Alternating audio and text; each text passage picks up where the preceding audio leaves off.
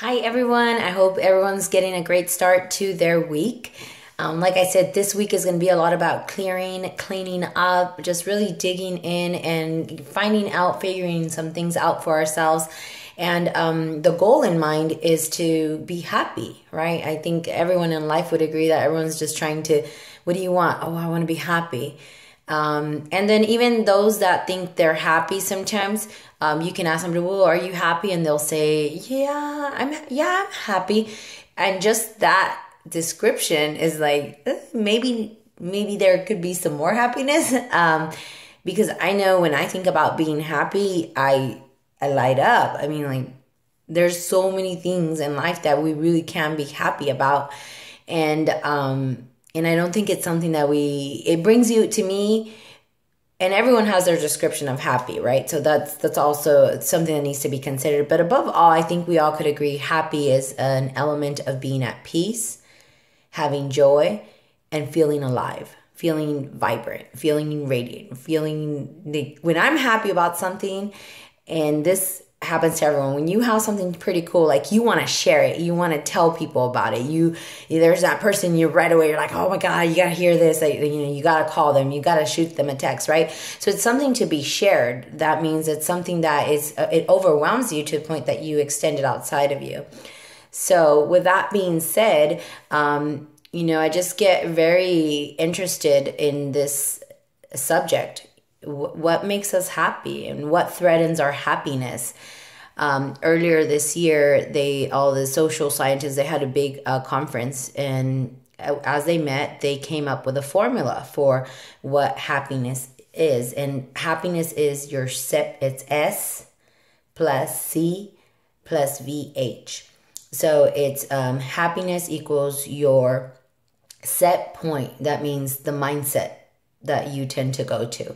So for example, if something happens and you tend to see things as a problem or a challenge, your set point is probably unhappiness. If something happens and you tend to say, oh, I wonder what this means, I wonder what's going to happen, or you see an opportunity, or you take things as like a challenge to turn it around and conquer it and make it what you want it to be, then your set point is for happiness. And that usually that set point gets created during our childhood, during our experiences. I don't know if you've ever seen, I've seen it where it says, like, if a child learns critique, condemnation, anger, then they'll learn to, basically their self-esteem is very low, their happiness set point is very low. If you praise a child, if you uplift them, if you support them, if you're caring, if you show them love, they tend to be happy children. They tend to see the bright side of things, and that carries on into our adulthood. Now, some people could say, it's like, oh my God, like, then I'm screwed because my set point was like growing up, this is what it was. No, you can always change your set point, but you have to come into awareness that, where is my set point? And sometimes some set points are kind of like indifferent. Just, you see people being skeptical or just being like, just, how do you say it? A lot of people just conform. There you go. They just conform. They just accept things. It doesn't make them happy, but it doesn't make them unhappy. So just making life bearable, making it survivable is a good thing. So that's basically one of the equations is your set point. And so big thing that we're going to do this week is figure out, where is our set point? Is it where it can be? Is it where we want it to be? So that's going to be really important. Another thing that is part of the equation is, and once again, I just want to go back to set point. We can always reset it. You can always reset your blueprint. So that's nothing to get, too discouraged.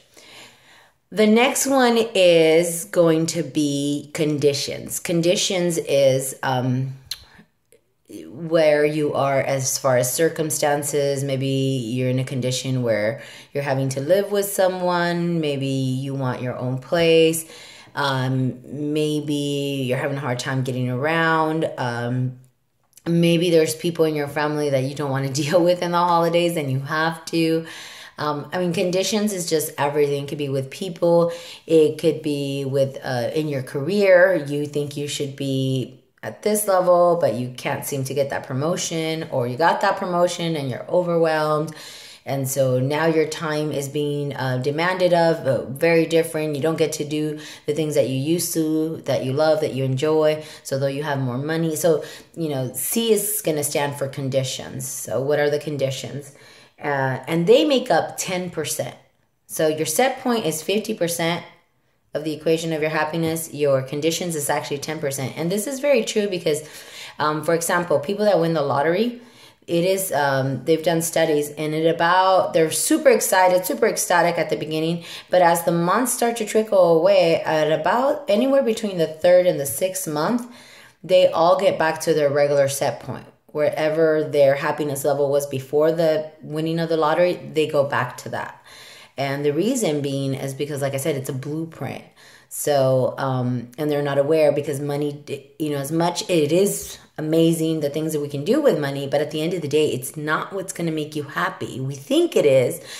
We think the car, we think the engagement, we think the most popular is wanting to be with a loved one, or having certain cars, or living in a certain area, being able to shop. That's actually number one therapy for people to try to be happy, is retail therapy. So yeah, just that's going to be, it's not going to lie in your money. We think it is, but that's actually only makes up 10%. And the lottery is a great example. Another great example, they've done studies where, my daughter was telling me this, they were studying it, I think in social science, where if somebody here, their happiness level is low and you start raising their income, they do get happier, but there comes a point where no matter how high it gets, their happiness doesn't grow. And actually that number wasn't very high. I forget exact, so I'm not going to quote the numbers, but she was telling me, yeah, Mom, it's just a little bit, makes people like a lot happier, just kind of having your basic needs met. But after your basic needs met, money doesn't really make you happy. It's not going to lie there. And another great example of that is, for example, in other countries where they live way below the means, they've done social experiments and surveys and stuff, and people that live way below their means tend to be as happy as most of our middle income families in the United States. So that speaks volumes. So it's definitely not our conditions. That only makes up 10%. So right now, if you're thinking the conditions in your life is what's making you unhappy, that's something you want to think about today. What are the conditions that make you unhappy? Because underneath those conditions, there's actually a deeper rooted meaning within yourself that's going to probably go back to childhood, or it's just going to go back to your set point and your outlook. And it's going to have to do within. You can think it's that person. You can think it's a situation. So kind of list out if there's conditions or things that you are very unhappy or just wish you could, just change. Sometimes there's that one person, right? That's like, oh, my day's fine as long as I don't see this person, or I don't have to deal with this person. So you're going to want to kind of bring those forward. That's today's assignment, actually. Okay, the third equation is called VH, voluntary habits.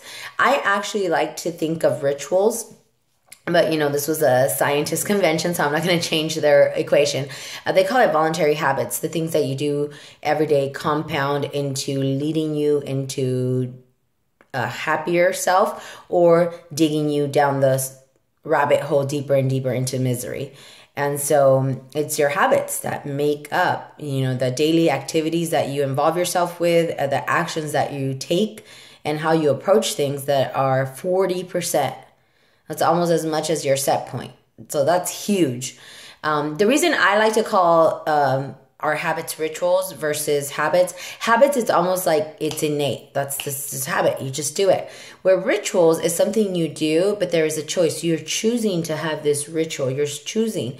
And so that's even just a mindset, just wording. Language is so powerful. So in your subconscious, when you think of habits, you almost feel like you already are defeated, because habits is just kind of like innate. Where rituals, if you start to see that you make things your rituals, then you have a choice. Well, what do I want my rituals to be?